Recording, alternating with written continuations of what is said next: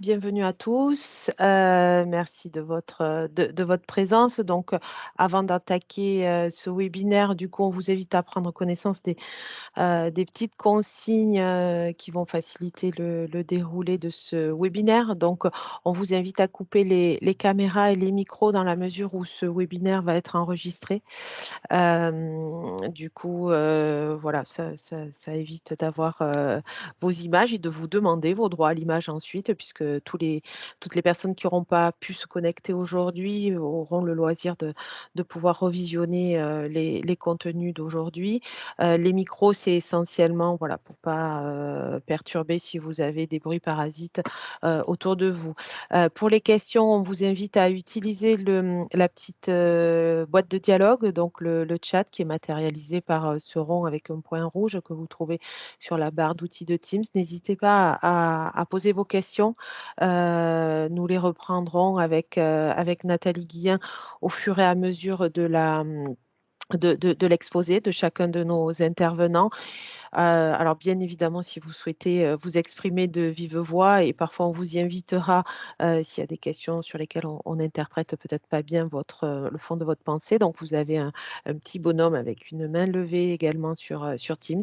Voilà, ça permettra de vous donner la parole sur les temps d'échange qui sont prévus. Et puis, bah, vous pouvez bien évidemment réagir, interagir avec tous les pictos qui vous sont proposés sur Teams dans votre barre d'outils et sur le fil de la conversation que vous pouvez faire apparaître sur la droite de votre écran. Voilà, ces consignes étant dites, vous présentez déjà un peu le déroulé de ces 2 heures-là qui nous attendent. Sachant que, bien évidemment, donc là, je fais le propos de contexte, mais on va rapidement passer dans le fond de cette information sur les marchés germanophone et République tchèque. Donc, vous aurez des focus et des informations très précises concernant les marchés qui vous intéressent, concernant la cosmétique, mais également les compléments alimentaires avec bien évidemment ce qui est le plus représenté, on va dire, au niveau des entreprises qu'ADOC accompagne, à savoir les entreprises du bio. Et puis, bien évidemment, voilà, des témoignages qui permettront d'illustrer tout ce qui aura été développé, et notamment tout ce qui concerne les approches commerciales à préconiser, les contraintes, etc. Et en clôture, Nathalie vous rappellera les principaux éléments du programme qui vous est proposé par ADOC, avec également un éclairage sur les dispositifs financiers, en particulier les dispositifs régionaux, pour ceux qui ont besoin de quelques éclairages qui vous permettent justement d'actionner et d'accéder aux actions et de financer de financer vos démarches. Alors, juste vous rappeler que ce webinaire et le programme qui vous sera présenté, qui sera consécutif à ce webinaire, en fait, on l'a mis sur pied avec Nathalie pour être dans la continuité des actions qu'on vous propose déjà depuis quelque temps à votre demande sur les marchés européens. Nathalie, on a perdu l'affichage. Voilà, super. Donc en fait, pour ceux qui nous suivent déjà depuis un petit moment, qui suivent les actions ad hoc, c'est vrai qu'on a entrepris, un accompagnement sur les marchés européens, à la fois pour, rendre toute, l'offre et le territoire d'Occitanie, le plus visible possible et également vous aider, de manière assez concrète à aller à la rencontre de ces marchés, à la rencontre de vos clients. Sachant que ce qu'on a souhaité dans le cadre de ce programme qui démarre aujourd'hui sur cette zone, c'est proposer aux entreprises des actions très concrètes. Alors de business et d'approche méthodologique, on va le voir aujourd'hui, mais en tout cas, l'idée est de pouvoir, vous donner, tous les outils, toutes les clés, pour, accéder vraiment à tous ces acteurs, que vous souhaitez, toucher, avec lesquels vous souhaitez développer, vos ventes et vos relations d'affaires. Toutes ces actions, j'insiste vraiment, elles ont été imaginées à la suite de tous les échanges qu'on a pu avoir avec un certain nombre d'entre vous. Donc, vous avez pu, pour certains d'entre vous, assister la semaine dernière à une présentation plutôt des marchés de l'Europe du Sud. Et vous aurez très prochainement une présentation des marchés nordiques avec des actions qui en découlent, qui sont vraiment des actions destinées à vous faciliter les rencontres B2B et à vous mettre en situation de rendez-vous B2B. Là, ce qui a été imaginé sur les marchés germanophones, c'est plutôt, vous allez le voir, une opération qui a pour vocation de vous donner vraiment vous-même les clés pour accéder à ces marchés qui sont souvent matures, parfois pour beaucoup saturés, et sur lequel donc on a beaucoup travaillé avec vous au travers des Vivanes, au travers de différentes actions, mais sur lesquelles nous a semblé utile aujourd'hui de pouvoir aller un cran plus loin pour débloquer un certain nombre de situations, pour soit consolider vos ventes, soit pour les développer. Alors, cette action, on ne va pas la mener tout seul. Donc, à nos côtés aujourd'hui, et ils auront l'occasion de se présenter, c'est la société Homer. Donc, nous avons mobilisé ces experts à nos côtés, à la fois pour animer et vous proposer le contenu de ce webinaire d'information aujourd'hui, mais également pour développer à nos côtés toute l'action d'accompagnement qu'ils auront l'occasion de vous présenter juste après dans le cadre de cette présentation. Et puis, on s'appuie également sur Catherine Sotro-Arizo, donc, qui est la représentante de la région basée à Hambourg et avec qui nous travaillons puisqu'elle est, on va dire, les yeux, les oreilles et la voix de l'Occitanie depuis les bureaux qui l'accueillent à Hambourg. Et du coup, Catherine est pour nous une ressource précieuse, mais finalement, elle est aussi pour vous une ressource précieuse qui nous amène beaucoup d'informations aussi sur le marché. Voilà. Donc, moi, je vais m'arrêter là, justement pour vous laisser commencer sur le cœur de ce sujet avec la présentation des marchés. Et avant que de laisser la parole à la société Homer, l'introduction sur l'Allemagne, on a laissé le soin à Catherine de vous la proposer. Voilà, donc je coupe mon micro et Catherine, je te laisse la parole. Merci Anne, bonjour à tous. Donc voilà, je me présente rapidement. Catherine Arizo, je suis en charge de la coopération entre l'Occitanie et l'Allemagne et je suis en poste à Hambourg depuis 1 an maintenant puisque nous avons ouvert un bureau qui est donc une représentation pour l'ensemble de l'Allemagne mais avec le siège dans un land avec lequel on avait une relation particulière déjà du fait de l'aéronautique, mais on cherche à avoir aujourd'hui des relations beaucoup plus larges.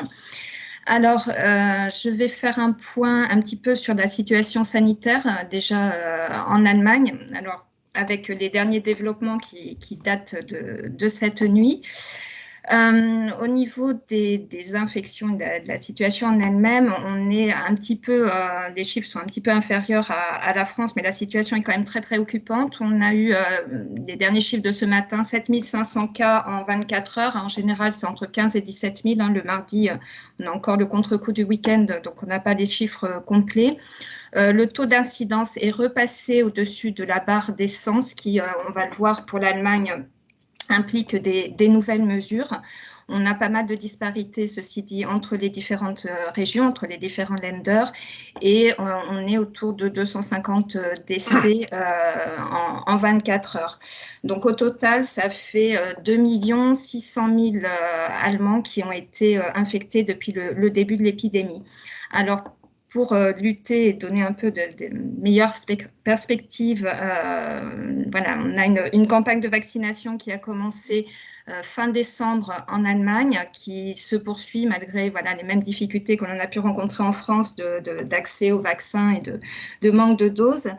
On a aujourd'hui 7 500 000 personnes qui ont eu la première injection, ça fait 9% de la population, et 3 300 000 qui ont reçu reçu la deuxième injection, ce qui correspond à 4% de la population. Alors après, avec des critères un petit peu comme en France, en fonction de l'âge, des facteurs de risque, mais aussi certaines professions qui sont d'ores et déjà vaccinées, les soignants, les pompiers, les forces de l'ordre ou les enseignants qui ont également accès à cette vaccination. Alors, je n'ai pas d'image. Je ne sais pas si... Voilà.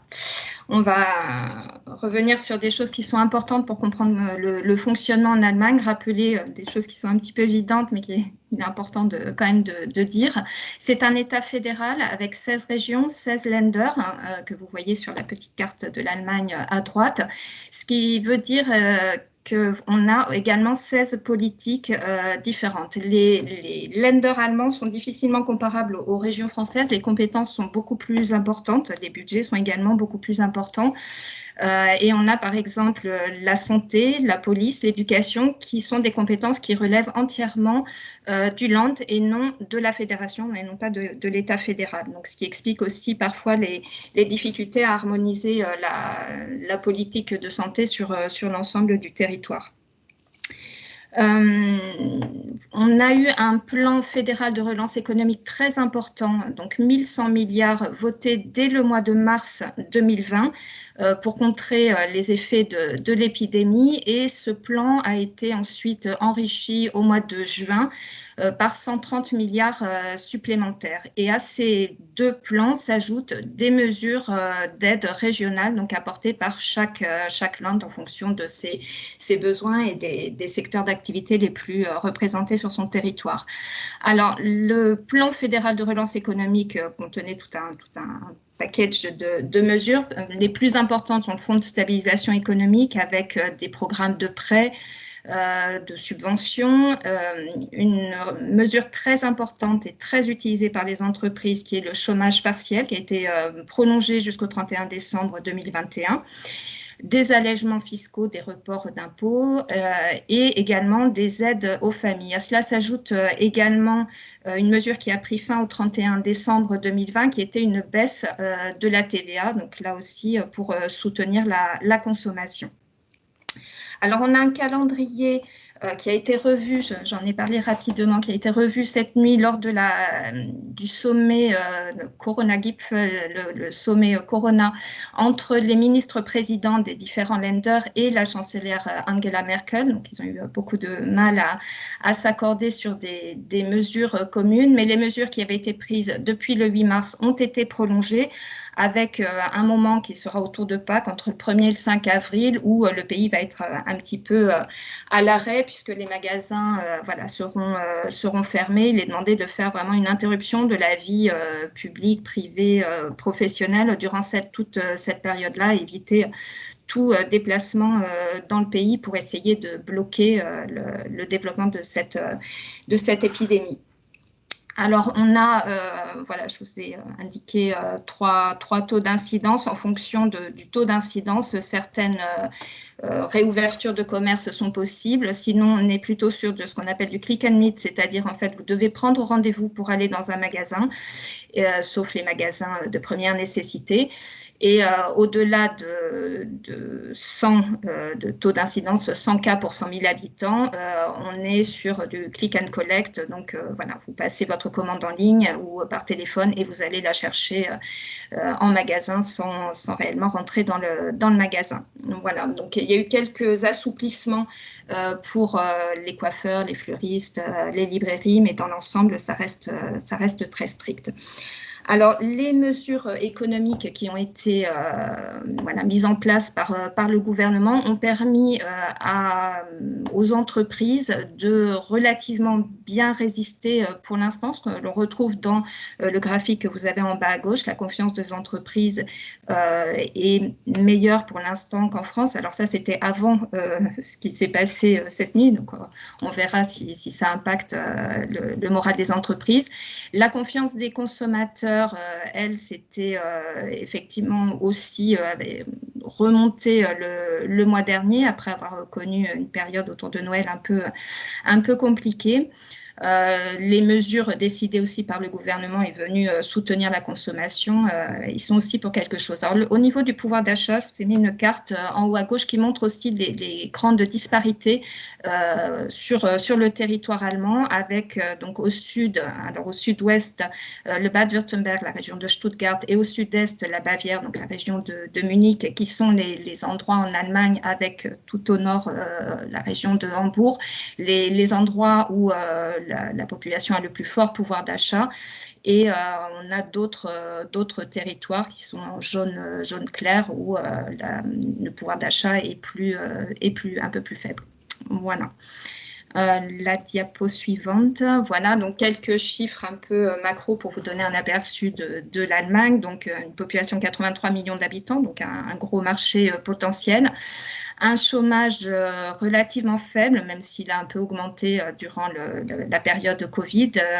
Bon, là, les chiffres sont un peu biaisés avec les mesures de chômage partiel, mais dans l'ensemble, on est autour de 6,3%.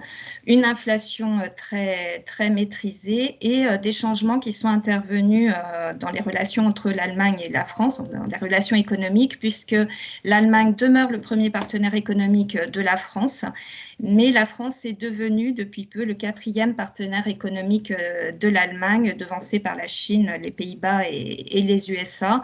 Alors, dans nos échanges, tout ce qui est autour de l'aéronautique représente le premier secteur, mais vous pouvez voir que produits chimiques, parfums et cosmétiques représentent le 2e secteur d'échange entre nos deux pays, donc avec un potentiel important. Et autre point positif, l'Allemagne est le 2e investisseur en France et en Occitanie. Voilà, j'ai terminé. Merci, Catherine. Donc, du coup, Monsieur Talagrand, peut-être, on va du coup enchaîner sur le reste des infos concernant l'Allemagne. Merci en tous les cas, Catherine.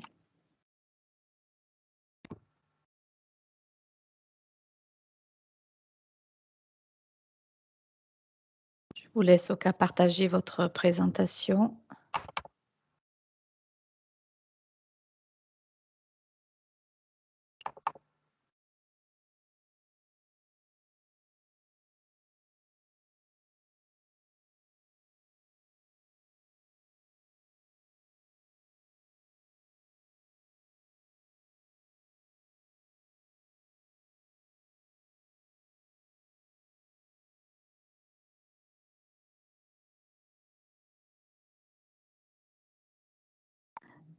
Alors, on n'a pas le partage. Oui, désolé. Un petit peu de temps. Alors, on a le partage, mais je pense que ce n'est pas le bon écran que vous nous partagez, monsieur Talagrand.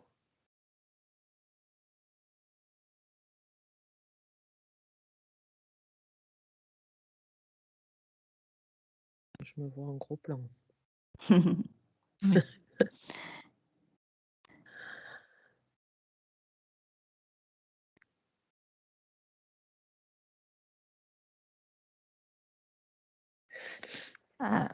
Vous voulez que je mette la présentation, sinon?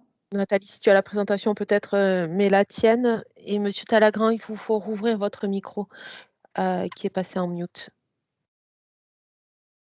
Donc, Nathalie, si tu as la présentation de monsieur Talagrand, tu peux partager ton propre écran. Allez, alors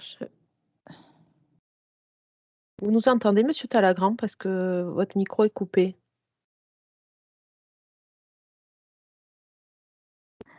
Alors, normalement, j'ai partagé. Moi, est-ce que vous voyez Oui, on voit très bien. On a perdu monsieur Talagrand? En tout cas, son micro est désactivé.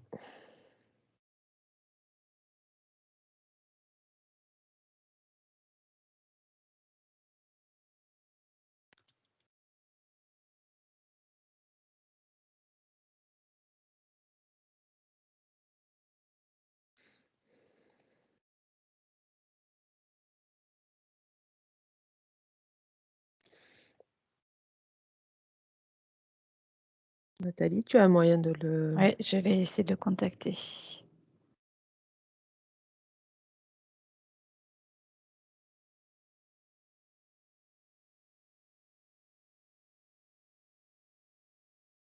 Comme ça, vous connaîtrez par cœur les chiffres clés du marché de la cosmétique et des opportunités en Allemagne.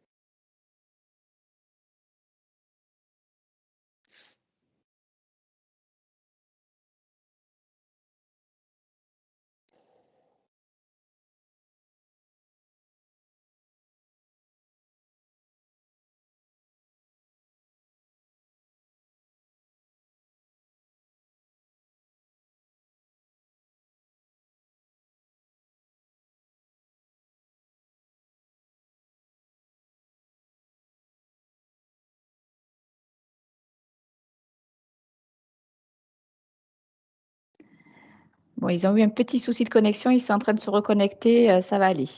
Bon, est-ce qu'il veut qu'on le connecte par téléphone? Non, a priori, ils sont en train de reprendre. Il y a eu un petit souci, mais ça devrait aller. On va voir. D'accord. Bon, tu gardes l'écran. Désolée, hein, pour le contretemps.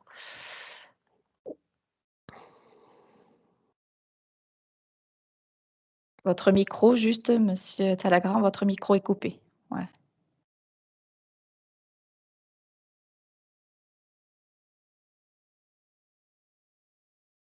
Est-ce que vous m'entendez là? Oui, on vous entend bien. Oui, excusez-nous pour le petit contretemps technique. Bon, sinon, est-ce que vous avez au cas où un numéro de portable pour le cas où ça redéconnecterait, je vous connecterai par votre téléphone portable? 06 45 Oui, 18 27 91. 18 27 91. Comme ça, tout le monde a vos coordonnées mobiles. Voilà. Écoutez, Nathalie va garder la main sur la présentation de l'écran et on vous laisse la parole pour commenter les slides. Bien. Je prends donc la suite de Catherine qui a donc effectivement commencé à présenter l'Allemagne. Je ne sais pas si vous voyez, je ne vois pas par contre l'image slide complète. Alors moi, j'ai diffusé la présentation, hein, dans le... D'accord, très bien. Bon, je vous ai fait en fait un petit récapitulatif de certains chiffres clés, non seulement sur l'Allemagne, mais également sur les pays dont on propose effectivement un accompagnement. Bon, ce sont quelques chiffres clés qui effectivement concernent le secteur d'activité qui a notre attention. J'aurai l'occasion de revenir sur ces chiffres-là au fur et à mesure où on présentera les pays. Mais pour ce qui concerne l'Allemagne, on a quelques chiffres intéressants. Il est toujours intéressant de comparer la France et l'Allemagne, notamment qu'en termes de pouvoir d'achat, qui ne figure pas sur le tableau, mais en termes de PIB par habitant, on a un chiffre qui est plus faible pour la France par rapport à l'Allemagne. Donc, la richesse produite, c'est le PIB plus important sur l'Allemagne. Et malgré ça, un panier cosmétique est plus important en France par rapport à la richesse produite du pays qu'en Allemagne. Donc, ça a un certain nombre d'explications qu'on détaillera un peu plus loin.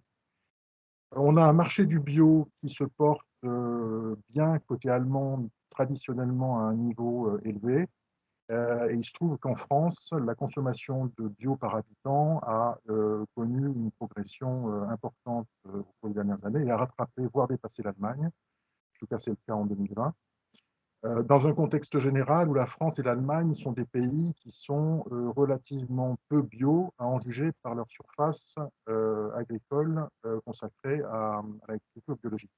Donc on est en dessous de 10%, ce qui ne les place pas parmi les pays les plus développés.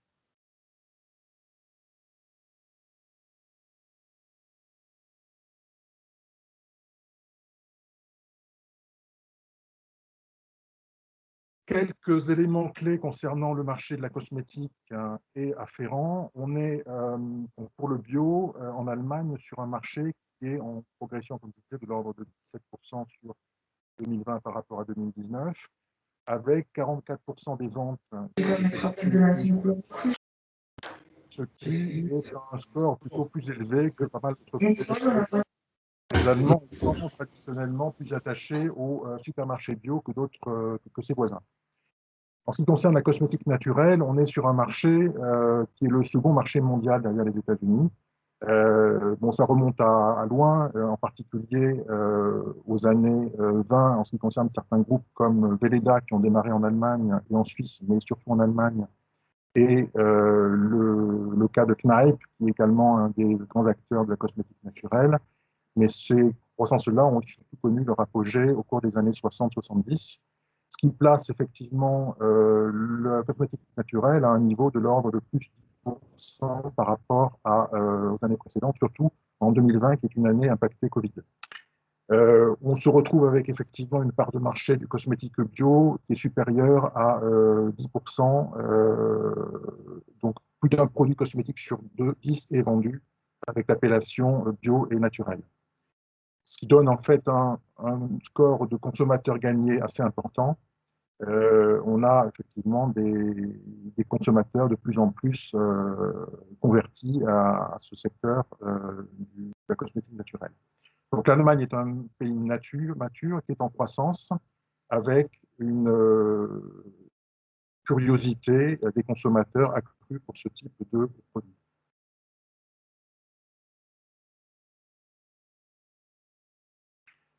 Sur un plan réglementaire, il est intéressant aussi de noter 2-3 choses importantes. C'est que le bio, en fait, la cosmétique bio en Allemagne n'existe pas au sens strict. On parle de cosmétique naturelle et de cosmétique certifiée. Donc la notion de label est particulièrement importante en Allemagne. On ne parle pas de dentifrice bio, par exemple, ou de shampoing bio. Ça ne fait pas partie du vocabulaire habituel. Cette distinction selon la certification, elle peut aller jusqu'au point de vente, parce que vous pouvez aller être dans une situation où le magasin ne va certifier, ne va vendre que de la cosmétique certifiée.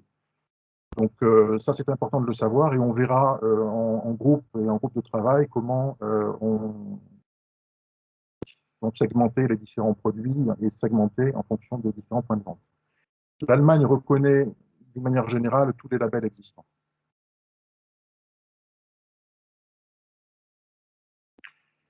Alors, intéressant de noter aussi 2-3 points concernant le consommateur et en particulier ce à quoi il est particulièrement sensible. On a un consommateur, alors je ne sais pas si vous avez fait l'expérience, ceux qui sont en contact avec l'Allemagne ou peut-être les types des germanistes parmi les entreprises qui assistent à cette présentation. Lorsque vous mettez un produit de cosmétique bio dans les mains d'un Allemand, la première chose qu'il va regarder, c'est les ingrédients. Donc ça, c'est partie des choses qui sont absolument capitales pour les consommateurs en Allemagne. Les principes actifs également, et l'efficacité du produit vient ensuite.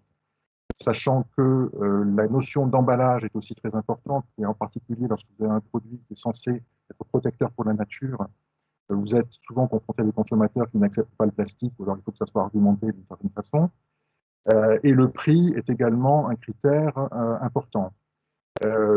On est sur un marché mature, je vous l'ai dit, mais le consommateur est prêt à essayer les marques de niche et les nouveaux produits. Le consommateur est curieux, bien qu'il ait autour de lui des offres en quantité importante au sein des points de vente.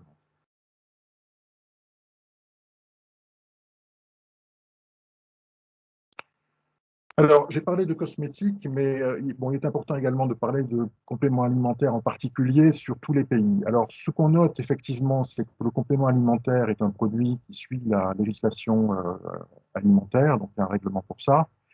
Mais on a également une directive européenne qui est relativement récente, enfin, là, quelques années maintenant, qui fixe un certain nombre de règles qui sont applicables à aux vitamines et aux minéraux, mais il n'y a pas d'harmonisation. Et surtout, il n'y a pas de maximum établi. Et certains produits peuvent être acceptables dans certains pays et pas dans d'autres. Donc, vous pouvez être dans une situation où vous avez, avec votre complément alimentaire, il faut vérifier à chaque fois une incompatibilité de commercialisation dans certains pays. Et la Suisse, en fait, suit clairement ce registre-là. Ils ont une norme qui est calquée sur la norme européenne.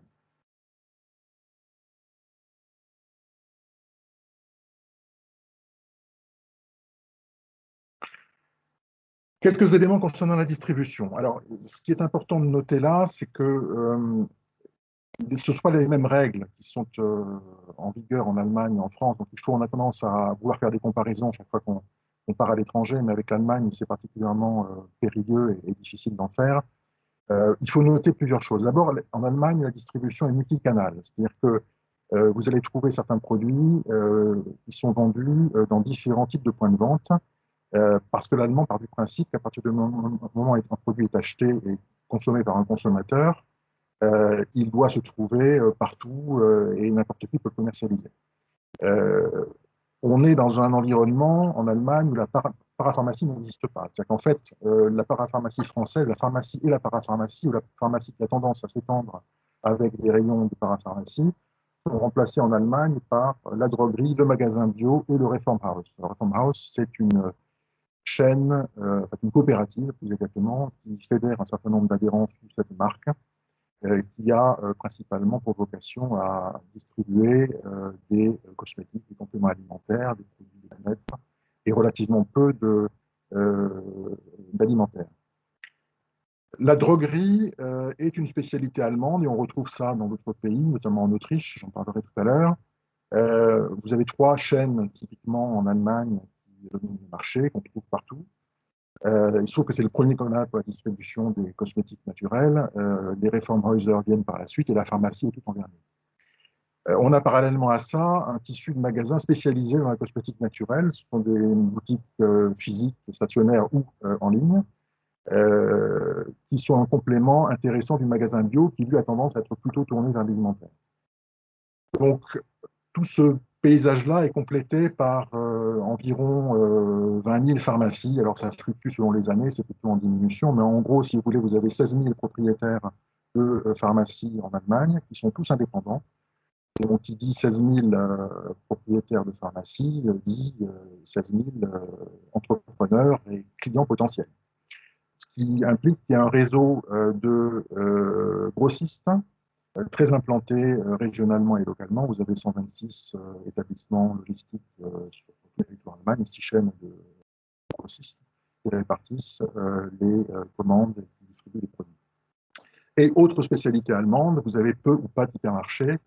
Il y a une chaîne Real qui existe encore, mais qui a été rachetée. Bon, il y a eu des développements, mais ça a tendance à rétrécir au profit de supermarchés de quartier qui sont fort nombreux en Allemagne, notamment sous la marque Rewe. Là, M. Talagrand, il y a une question d'une entreprise. On est bien d'accord sur cette slide. On parle de distribution à la fois pour la cosmétique et les compléments alimentaires. Hein. Oui.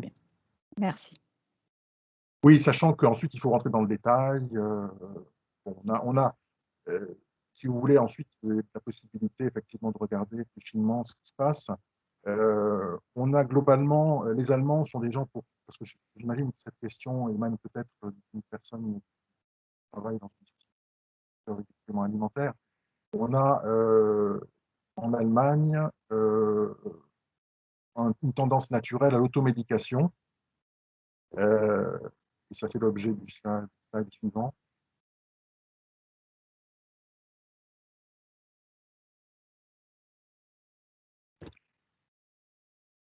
Un marché de compléments alimentaires qui est globalement en croissance, sachant que la cosmétique naturelle représente, elle, 1,5 milliard, les compléments alimentaires représentent 1 milliard.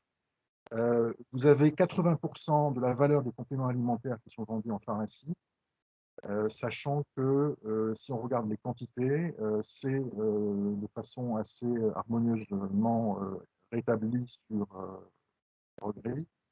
Les drogueries qui représentent à elles seules et les grandes surfaces à peu près la moitié des volumes. Donc on est quand même sur un marché qui est très axé sur la pharmacie quand il s'agit de compléments alimentaires de forte valeur ajoutée. L'allemand étant, dans 3 cas sur 4, un acheteur de produits qu'il s'automédie.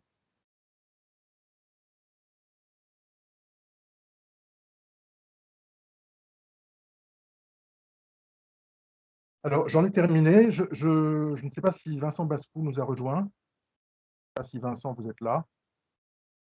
Donc, Namaki, en fait, est une société que nous travaillons depuis maintenant un peu plus de 2 ans.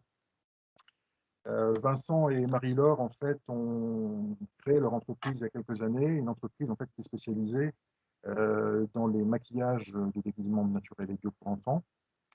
Vincent, merci d'avoir pris le temps de vous joindre à nous. De rien. Je voulais vous poser en fait quelques questions et peut-être que les participants au webinaire auront quelques questions complémentaires.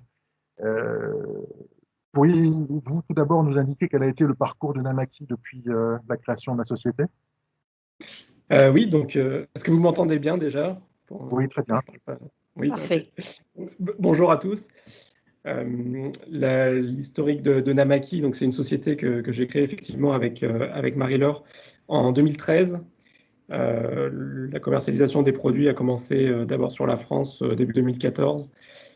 Donc l'objectif de cette société, de cette marque, c'était de proposer du maquillage de déguisement, donc plutôt à destination des enfants, qui soit certifié bio et qui ait un positionnement un peu premium, à la fois en termes de conditionnement, de packaging et évidemment en termes de formulation avec la certification bio.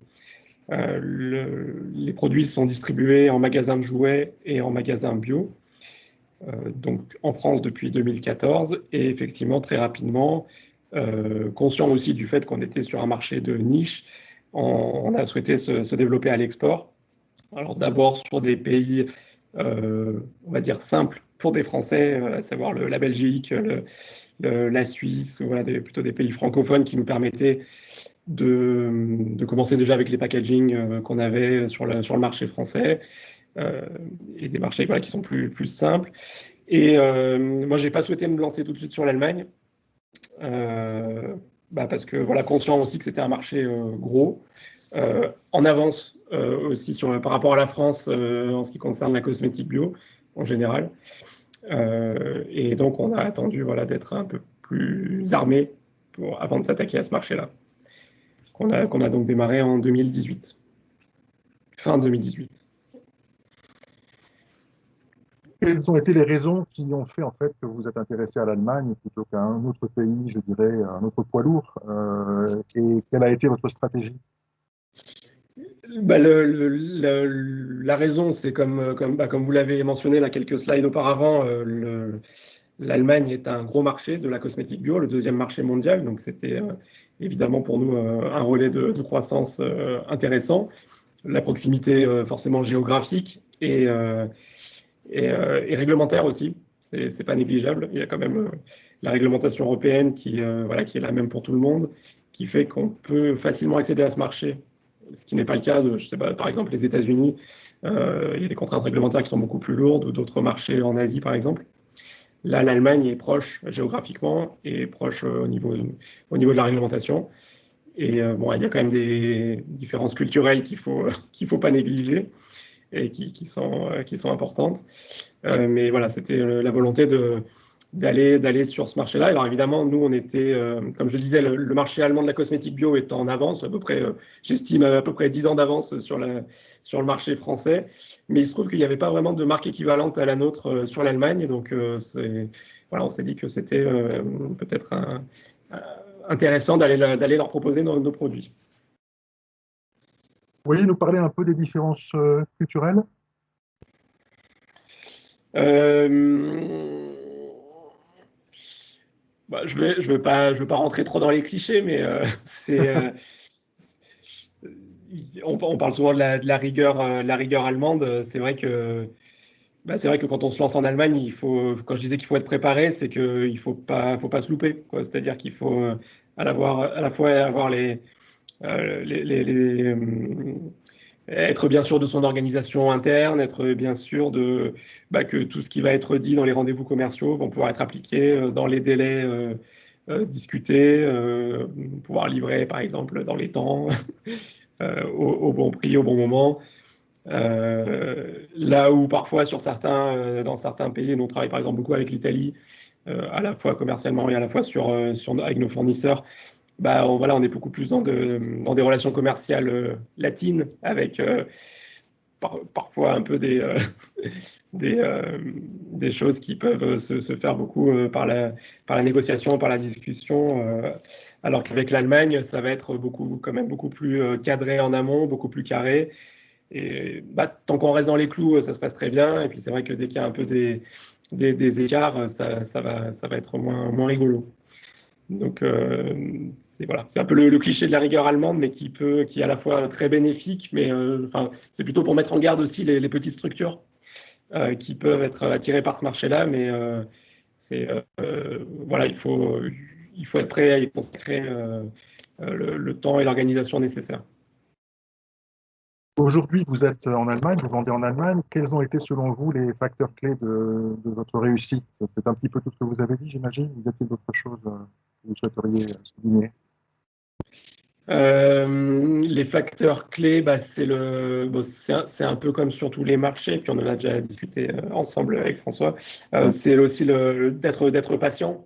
C'est-à-dire que c'est des marchés qui sont certes proches géographiquement, mais qui ont quand même aussi leur propre système. Donc, il faut quand même un peu du temps pour les comprendre, pour savoir, nous, nos produits qui sont calibrés pour le marché français, ne s'adaptent pas forcément exactement tel quel au marché allemand. Les réseaux de distribution sont très différents.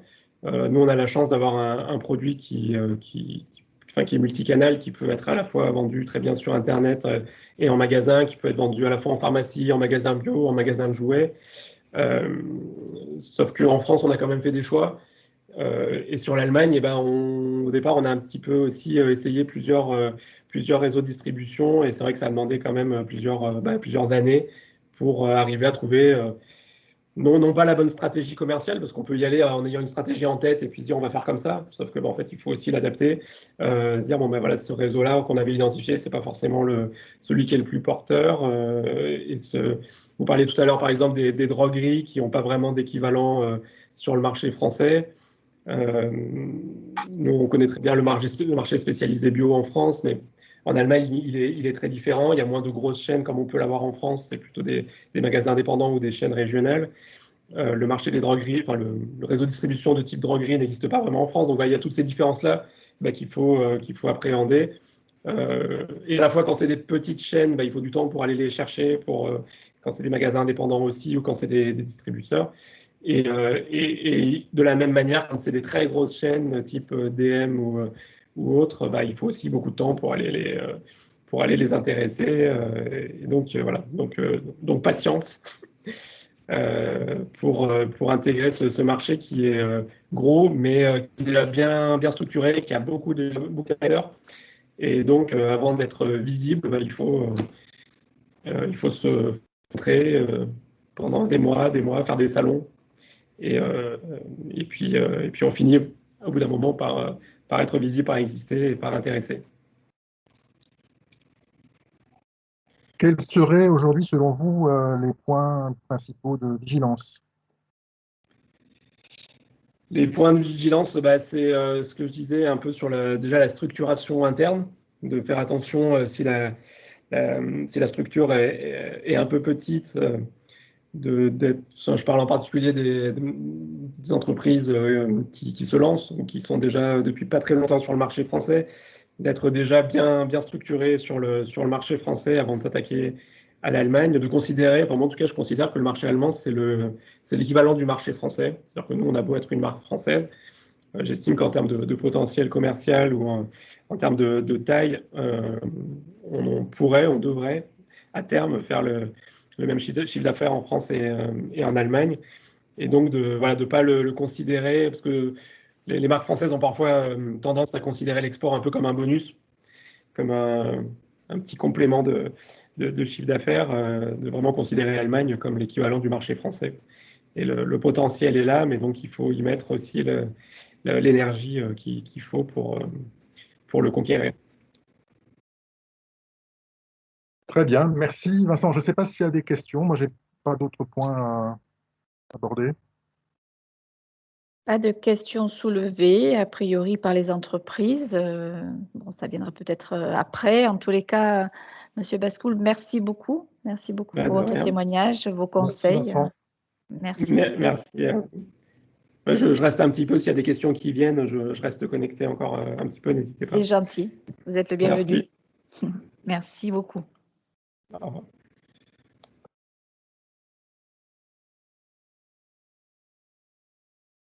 Je poursuis et on change complètement d'horizon, enfin pas complètement, mais on reste dans la région, mais on passe en Suisse.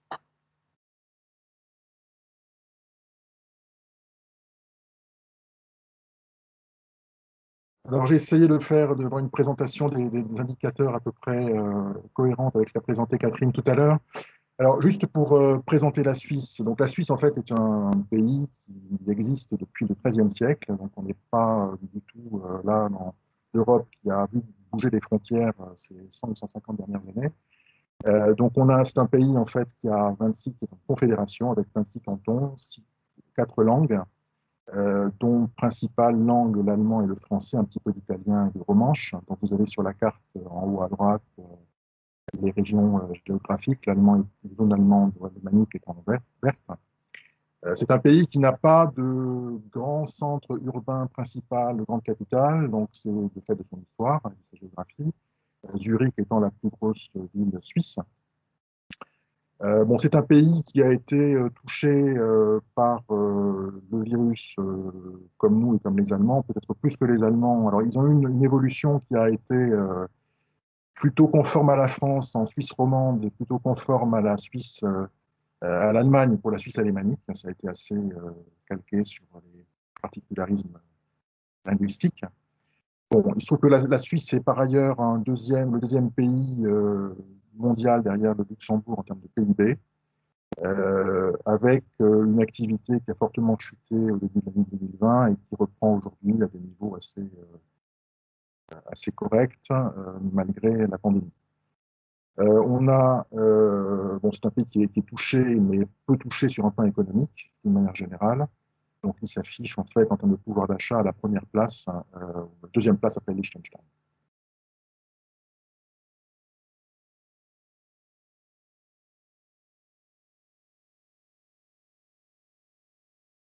Bon, là, j'ai repris quelques éléments. Alors, bon, c'est sans rentrer trop dans le détail. La Suisse a connu des fermetures comme nous. La principale chose qui a marqué les esprits, c'est le fait que les stations de ski aient été ouvertes alors qu'en France, elles étaient fermées. Donc, on a quelques nuances qui existent. Et je passe.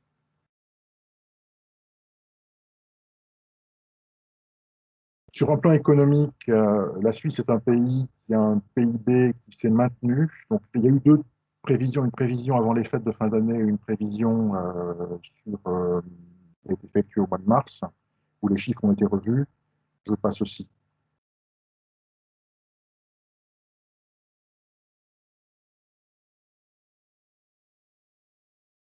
Bon, une chose qui est intéressante à noter sur la Suisse, c'est que la part du commerce en ligne s'est renforcée, a été considérablement développée. Donc, il y a eu une augmentation des ventes en ligne de l'ordre de 55% par rapport aux derniers chiffres qui datent de 2019.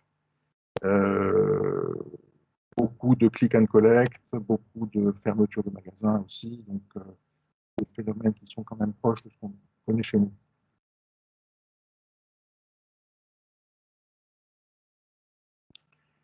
Bon, c'est un pays qui reste quand même avec un taux de chômage très bas, même s'il est en augmentation par rapport à 2020.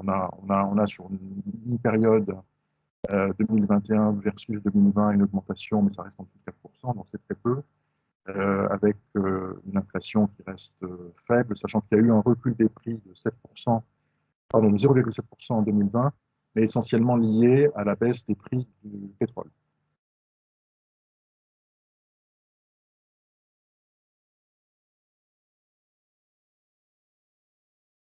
Donc cette note détaille ça. Bon, je ne vais pas non plus trop détailler ce qu'il y a ici. C'est en gros l'explication pour laquelle effectivement on a une chute importante des prix et une hausse par la suite. La France, le bilan commercial France-Suisse est très en faveur de la France. La courbe, je dirais, se détache de façon assez significative dans quelques années, ce qui peut surprendre, mais c'est la réalité.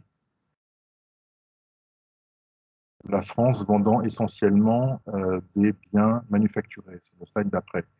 La part de marché de la France reste quand même faible, la première étant l'Allemagne, qui racole aux alentours de 20%, quand on est plus de 5 et 8. Donc là, vous voyez effectivement l'évolution des exportations vers la Suisse.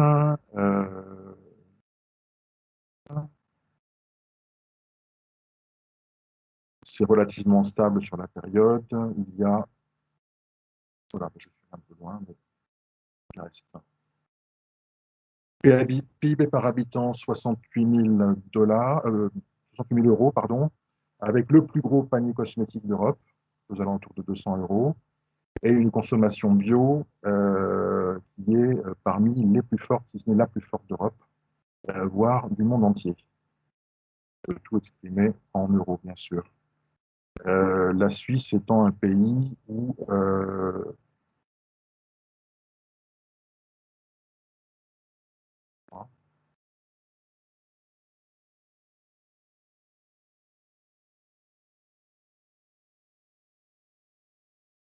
oui, la Suisse étant un pays où effectivement on se trouve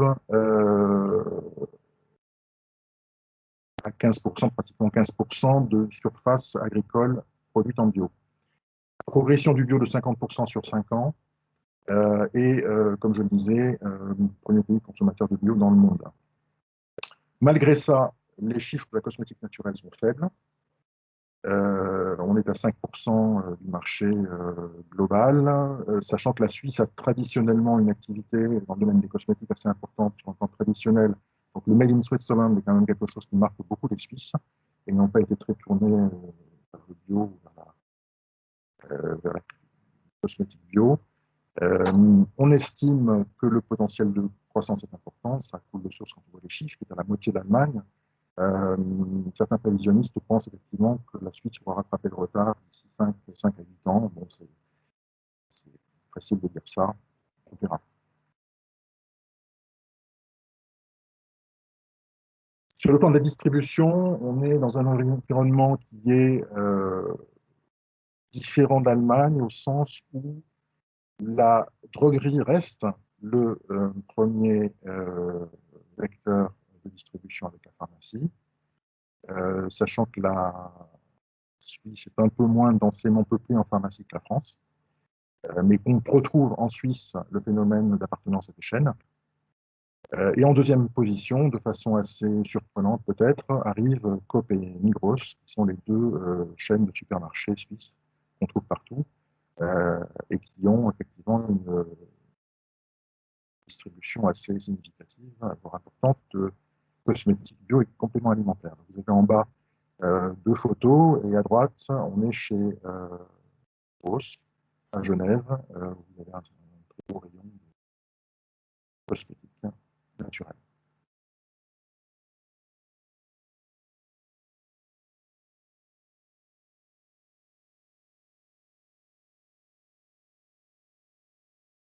Autriche. Bon, l'Autriche est un pays, est un État souverain depuis 1955. C'est un pays qui a été créé de toutes pièces après la dislocation de l'Empire austro-hongrois en 1918, qui a été envahi ensuite en 1938, etc. Bon, Vienne est la capitale, pratiquement 2 millions d'habitants, ce qui fait qu'un Autrichien sur 5, voire 4 habite maintenant la capitale, Vienne étant collée contre la Hongrie et la Slovaquie à l'est du pays, sur la carte du haut à droite. C'est le 4e pays après le Luxembourg, l'Irlande et les Pays-Bas en termes de PIB. On est, je parle de PIB européen, donc c'est un pays qui est riche, qui est constitué d'un tissu de PME assez développé, principalement un pays de PME, et qui a été assez impacté par le Covid, un peu plus que l'Allemagne, et qui connaît en fait des méthodes des restrictions qui sont comparables, avec quelques nuances. Bon, c'est le seul pays qui a connu un couvre-feu, et c'est un pays également où les stations de ski ont pu rester ouvertes pour les locaux, ainsi qu'un certain nombre d'équipements naturels. sources n'ayant pas été fermées.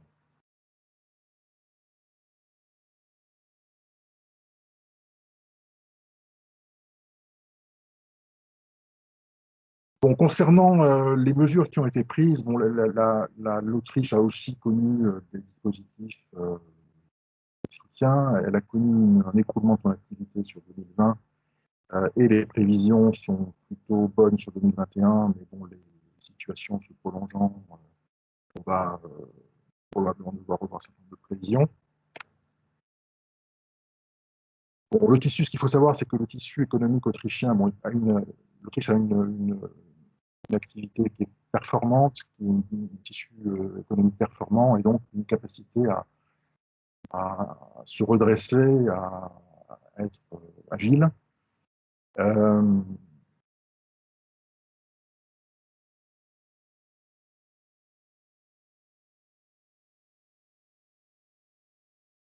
Concernant les habitudes de consommation, l'Autriche est un pays, en fait, qui met sur le devant ses marques nationales et qui aime promouvoir le Made in Austria. Ce qui veut dire que sur deux produits comparables en prix, l'Autrichien va préférer celui fabriqué en Autriche. C'est assez marqué. Bon, il y a des produits internationaux, mais d'une manière générale, il faut plus qu'ailleurs, il faut se poser la question de quel est notre avantage significatif par rapport aux produits sur le marché présent et sur ce qu'il y a comme produit autrichien.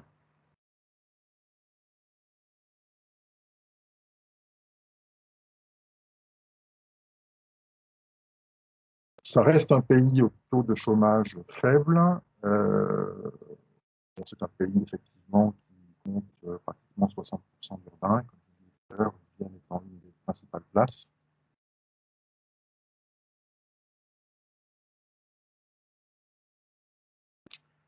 On retrouve mon tableau. Donc là, vous retrouvez effectivement le PIB, et je rappelle la richesse produite par habitant supérieure à l'Allemagne, inférieure à la Suisse. Un panier cosmétique qui est plutôt plus faible que le panier français pour une richesse moyenne plus importante. Une consommation bio qui se tient à peu près convenablement. Et surtout une surface agricole bio qui est la plus forte de l'Europe de loin.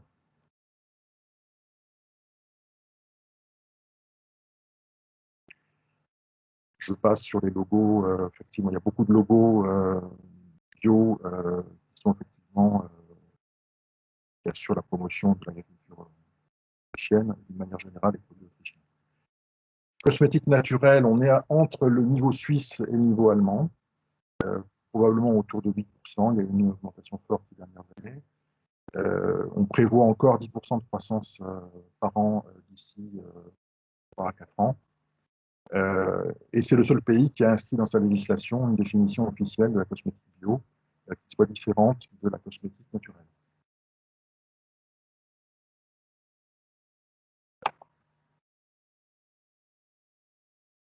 On a un paysage de distribution qui est proche de l'Allemagne, avec beaucoup d'enseignes d'origine allemande, filiales en particulier. On trouve Lidl, on trouve Benz, Hofer, qui est une filiale d'Aldi. 60% des cosmétiques et des compléments alimentaires sont vendus en droguerie. C'est encore plus marqué que l'Allemagne. Avec une part des grandes surfaces faible, sachant que la droguerie, c'est plutôt une grande surface, donc c'est la grande surface, qu'elle soit discount ou non, est d'un niveau relativement faible. On a une pharmacie qui représente pratiquement rien. Donc on est sur un modèle de type allemand avec quelques particularismes, quelques traits un peu plus marqués.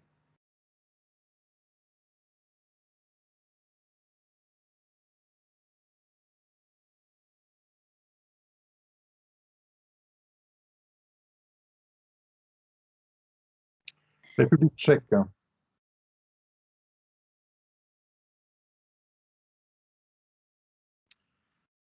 Bon, la Tchéquie donc, est un pays qui est indépendant depuis 1993. Donc la République tchèque et la Slovaquie, qui étaient formées avant la Tchécoslovaquie, sont séparées au début des années 90. après la chute du communisme.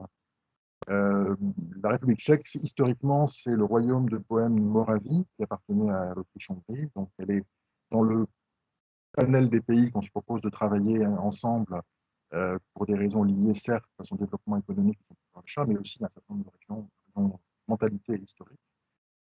Prague étant la capitale. C'est un pays qui est beaucoup plus impacté que nous par la crise Covid.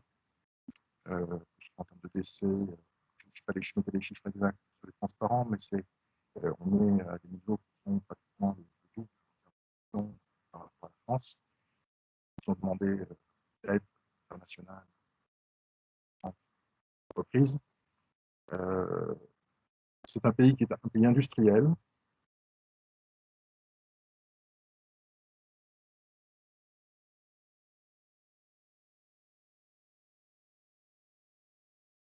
On retrouve à peu près les règles qui sont en place, en vigueur dans les différents pays. Il y a juste une latitude en Tchéquie pour les restaurants, où il y a un peu moins de contraintes.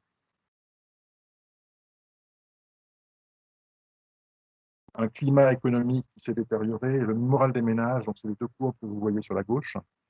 On a les entreprises en bleu sur la courbe de gauche, enfin sur la graphique de gauche, pardon, et l'indicateur de confiance des consommateurs avec une courbe rouge. Donc elles sont descendues très bas en 2020, mais elles ne sont pas encore vraiment remontées. Et on prévoit, graphique de droite, que le pays ne se redressera que partiellement cette année. Je crois qu'il y a deux hypothèses, mais bon, pour l'instant, on n'est pas tout à fait dans une situation où on peut avoir des perspectives fortes et notables.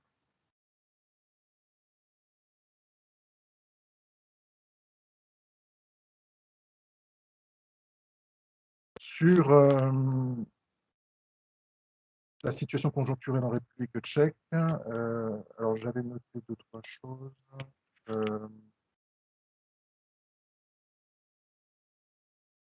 Oui, on est là, on retrouve, il y a un slide, enfin, un graphique à retenir là, c'est probablement le graphique qu'on a à droite, où on voit effectivement la production manufacturière, les ventes au détail. Il y a un décrochage de la production, donc la Tchéquie est en état plutôt exportateur, avec des ventes au détail qui ont baissé, mais qui ne se sont pas effondrées de l'année 2018.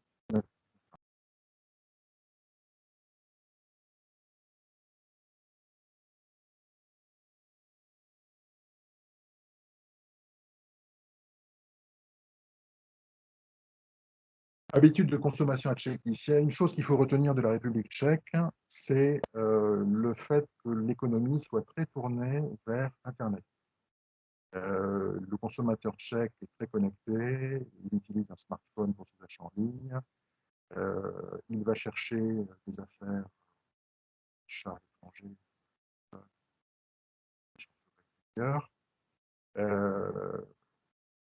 Bon, ça, c'est la principale caractéristique qui distingue les Tchèques et les autres Européens dont on parle.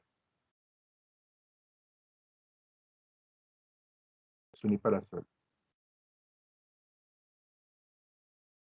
Bon, c'est un pays, effectivement, au niveau de vie, progression, avec un chômage qui reste très bas, c'est à la force de la un rôle important dans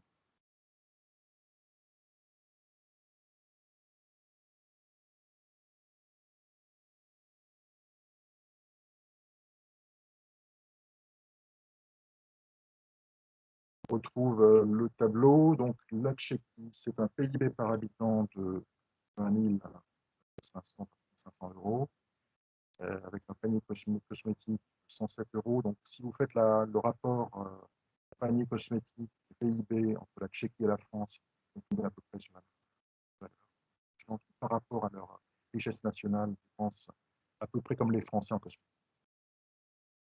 Par contre, ils sont plutôt à la traîne en ce qui concerne le bio. Et c'est lié au prix, principalement au prix. Mais c'est en train d'évoluer, de changer.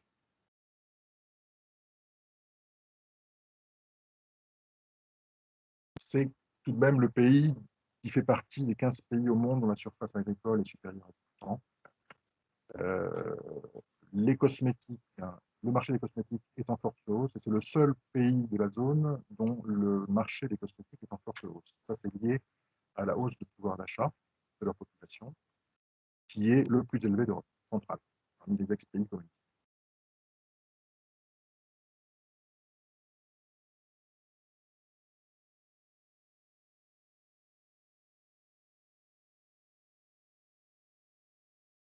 En ce qui concerne la distribution des cosmétiques, on retrouve ce que je vous disais tout à l'heure à propos de l'e-commerce, donc environ 20%, ce qui est pas très fort.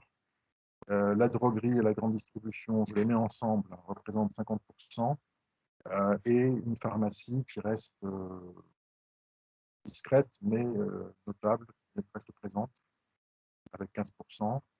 Et on retrouve également en Tchéquie les grands noms de la distribution français, britannique ou allemand. Donc les Rewe, Lidl, Rossmann, DM, donc on retrouve les grandes drogueries allemandes, Tesco qui est britannique, Douglas, Sephora, en parfum. On a 15% du bio qui est vendu en magasin indépendant et 50% en grande surface.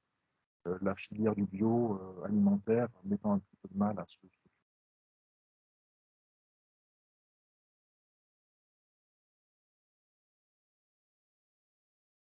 Voilà, en résumé, on est sur une zone où on trouve 110 millions de consommateurs, donc c'est la France, avec un fort pouvoir d'achat et un fort pouvoir d'achat en croissance. C'est-à-dire qu'on a des consommateurs qui sont potentiellement prêts à découvrir des nouveaux produits, même s'ils sont habitués à en avoir. Comme le disait Vincent tout à l'heure, c'est une zone forte, traversée de Rhin.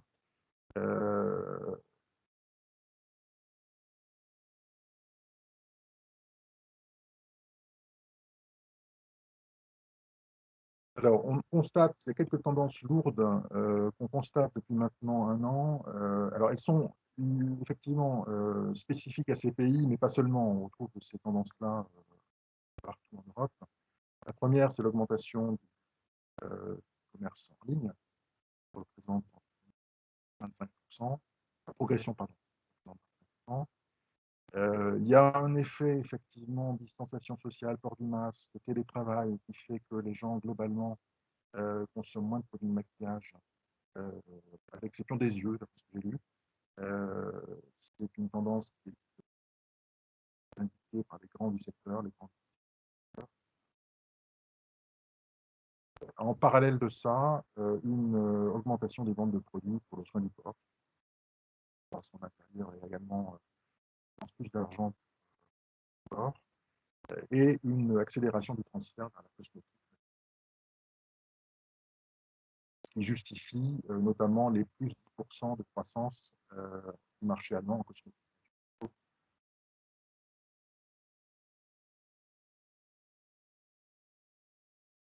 Voilà, alors, quelques éléments concernant l'approche commerciale. Alors, il est très, très difficile de faire des généralités. Là, il y a 4-5 points qui me semblent importants à noter. La première, c'est que ce sont des marchés qui sont mûrs.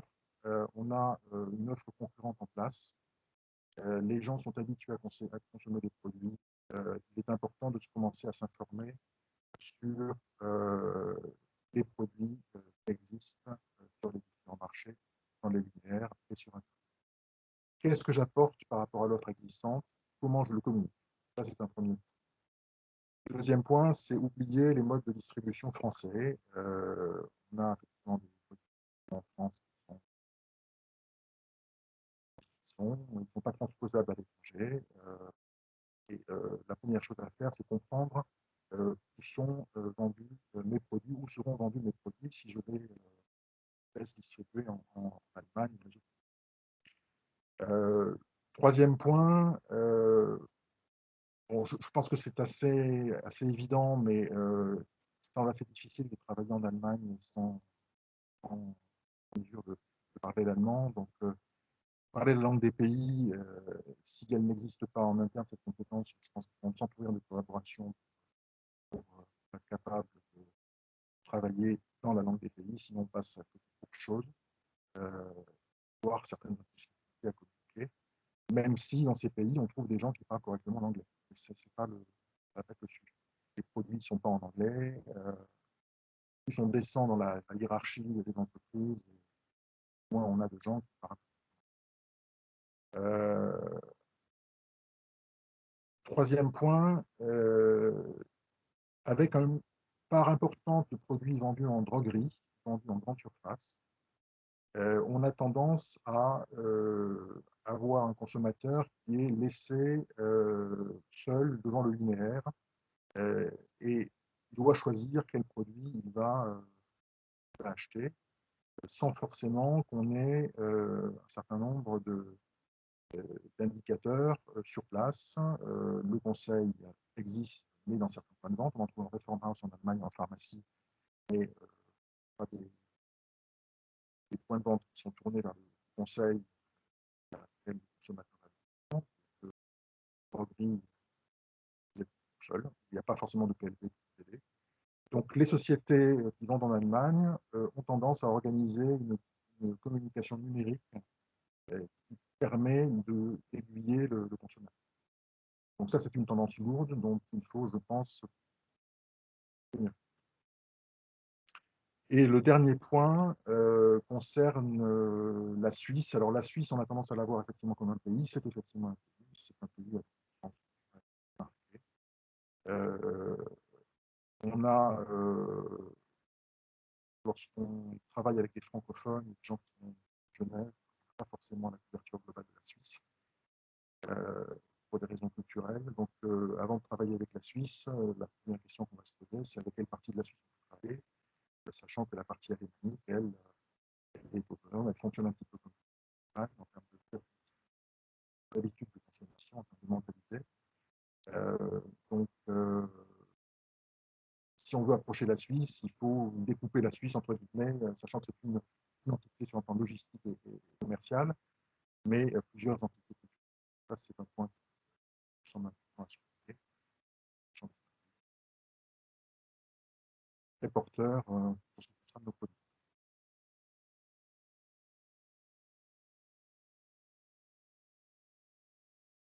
Voilà, j'ai terminé. Je vais laisser la place à Ruth Gardet, à enchaîner. Je vais, oui, voilà, j'ai essayé de voir, est-ce que, alors je ne sais pas si c'est juste moi, par moment, c'était un petit peu coupé, donc j'espère que toutes les entreprises ont bien entendu les informations. N'hésitez pas si vous avez des questions, si vous voulez en profiter même, allez-y. En termes là d'approche, donc sur ces 4 pays qui ont été mentionnés, donc est-ce qu'on peut dire qu'on aborde la Suisse, l'Autriche, comme on peut aborder l'Allemagne d'une manière générale, c'est-à-dire avec une préparation au préalable très forte, très méthodique, avec tout un volet marketing et communication réfléchi? Est-ce qu'on peut quand même voilà, attaquer l'Allemagne, attaquer la Suisse, l'Autriche de la même manière? Oui, avec les spécificités propres à chaque pays. C'est-à-dire que la méthodologie globale est la même, mais ce n'est pas parce que vous serez en droguerie en Allemagne que vous serez forcément en droguerie en Autriche, ou ce n'est pas parce que vous ne privilégierez la pharmacie en Allemagne que vous serez forcément en pharmacie en Suisse. Ouais. Donc, la logique globale du démarchage, si je puis dire, ou de l'approche des pays va être la même en termes de méthode, mais les points à observer et les points de construction de chaque étape ne vont pas forcément être les mêmes, parce que les pays ne sont pas les mêmes, tout simplement. Oui. D'accord, merci. Ceci étant dit, il y a beaucoup de choses en Allemagne qui sont transposables à l'Autriche. OK. Bon, écoutez, il n'y a pas de questions pour le moment. On verra si à la fin, il y a des questions directement par les entreprises. Donc du coup, on va donc du coup laisser Monsieur Vernet présenter la société au maire pour présenter par la suite le programme qui est proposé dans le cadre de ces marchés cibles. Merci. Merci.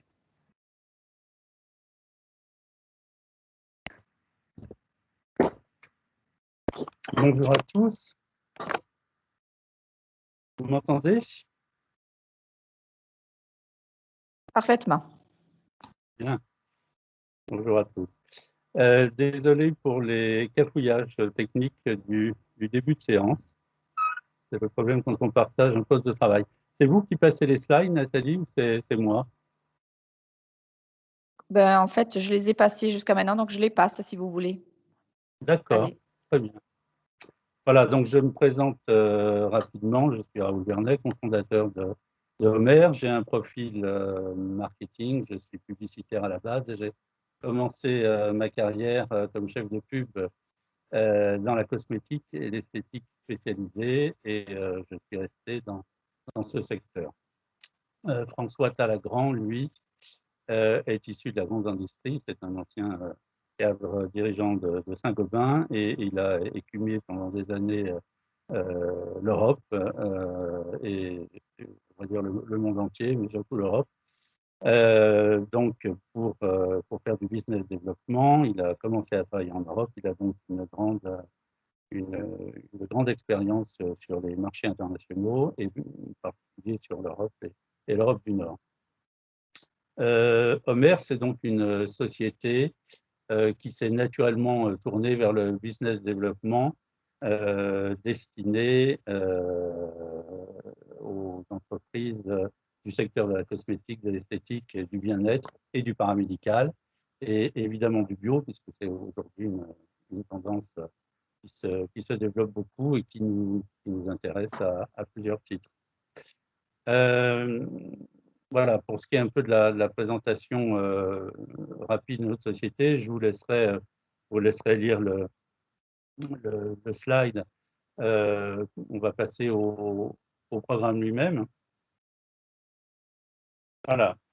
Donc, ce programme consiste en plusieurs ateliers qui sont en fait des séances de travail individuelles avec chaque entreprise participante. La finalité de ce programme, c'est de donner à chaque entreprise qui aura décidé d'y participer des rendez-vous B2B avec des distributeurs qualifiés. Cette finalité, elle est accompagnée de la volonté de vous donner les moyens et les outils de réussite. Ce qu'a dit Vincent Bascoul tout à l'heure était très intéressant et très juste. Il a insisté sur le fait de la nécessité d'être extrêmement bien préparé à aborder des marchés qui demandent une certaine rigueur, comme l'Allemagne. C'est vrai aussi avec la Suisse. Vous savez tous, je pense, à quel point la Suisse, le marché cosmétique suisse, pardon, est important. Il y a beaucoup de marques suisses prestigieuses. Il y a un marketing suisse qui est très efficace. Il y a un marché dans lequel il y a énormément d'argent. C'est un marché difficile. La République tchèque et l'Autriche sont deux marchés qui sont plus novices en termes de cosmétiques, même s'il y a des marques qui ont tendance à se développer très vite, et des marques françaises notamment. Mais pour ces quatre pays, je rebondis un peu sur la question qui a été posée, il est effectivement important d'être bien préparé. Alors, être bien préparé, ça commence par explorer son marché. Alors, on peut passer au prochain slide, Nathalie, s'il vous plaît. Préparer son marché, ce sera l'objet du premier atelier, qui est une enquête de marché, la préparation d'une enquête de marché. Vous allez recevoir, pour les entreprises qui s'inscriront préalablement à cet atelier, un questionnaire qui est assez complet sur le profil de vos entreprises, les ambitions que vous avez, etc., etc. Ça va nous permettre évidemment de vous situer. Donc, au cours de ce premier atelier, on va faire la synthèse des réponses que vous avez apportées et on va vous préparer à réaliser une enquête de marché dans le pays qui vous intéresse de façon pragmatique avec les outils et les aides qu'il faut. L'objectif, c'est connaître parfaitement l'environnement dans lequel vous allez évoluer. C'est-à-dire, pour faire court, évidemment, les produits concurrents, leur présence, quel réseau de distribution ils utilisent, quelles sont les caractéristiques des produits, évidemment les prix, évidemment la politique de marketing qui est mise en place, etc. Où est-ce que je vais, à quoi ça ressemble, quels sont mes concurrents, à côté de qui vais-je être mise en concurrence sur les lignes linéaires, dans quel circuit de distribution, est-ce que je vais être en pharmacie, est-ce que je vais plutôt être en droguerie, en magasin bio, etc. Cette préparation, elle est primordiale, aussi parce qu'elle va permettre pour chacun d'entre vous d'affiner le positionnement avec lequel vous allez commencer à communiquer sur le marché. Vincent Baspoul a dit tout à l'heure qu'un produit français n'était pas nécessairement adapté au marché allemand. C'est souvent vrai à l'export, c'est-à-dire qu'on ne va pas vraiment demander de faire des produits spécifiques. En revanche, dans la communication qu'on va faire, notamment avec les premiers partenaires potentiels qui seront les vôtres, distributeurs, grossistes, etc., choisir de mettre en avant les caractéristiques du produit qui sont susceptibles de les intéresser eux, qui ne sont pas nécessairement celles que vous avez mis en France en avant pour intéresser le marché français. Et ça, c'est quelque chose de très important, c'est la base de tout. Je dois avoir un bon produit et je dois véhiculer le bon message pour intéresser les distributeurs potentiels. Donc ça, c'est le travail, le premier travail que vous allez avoir à faire. On va vous donner, je crois que Nathalie, si je ne dis pas de bêtises, il y aura aussi des soutiens de la part d'ADOC. On va vous donner des référents en Allemagne pour vous aider à effectuer ces enquêtes de marché. Alors concrètement, c'est quoi? C'est par exemple, vous fabriquez un produit capillaire, vous allez dépêcher sur place un natif, on ne se déplace pas, qui va pendant une journée faire des relevés de prix et des photos de différents points de vente physique qu'on déterminera ensemble. Vous allez être très accompagné dans cette démarche pour que, à l'issue de celle-ci, on ait une vision claire de votre futur environnement. Voilà pour l'atelier 1. Nous réceptionnerons ensuite votre étude de marché, votre enquête de marché. Dès l'atelier 2, alors je n'ai pas mis, il n'y a effectivement pas le temps, la durée des ateliers sur mes slides. C'est un oubli, j'en suis désolé. Je viens d'en apercevoir.